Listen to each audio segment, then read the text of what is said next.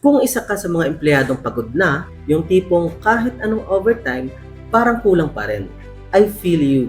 Kung yung sahod mo, parang sibuyas, kasi tuwing hinahati-hati mo, napapaluha ka na lang. Alam mo, hindi ka nag-iisa. Ganyan din ako dati.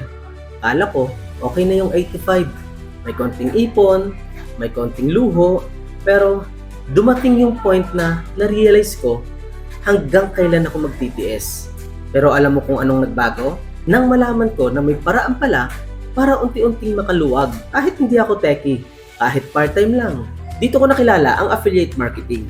Isang paraan para kumita online kahit walang sariling produkto, kahit nasa trabaho ka pa.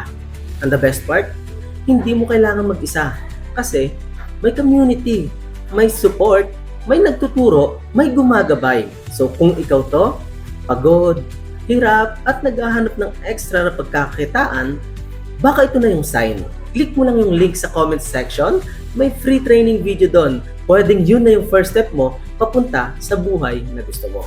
Huwag mong hintayin na ma-burnout ka bago ka maghanap ng ibang paraan. Try mo lang, libreng manood. Malay mo, ito na yung sagot na matagal mo nang hinahanap.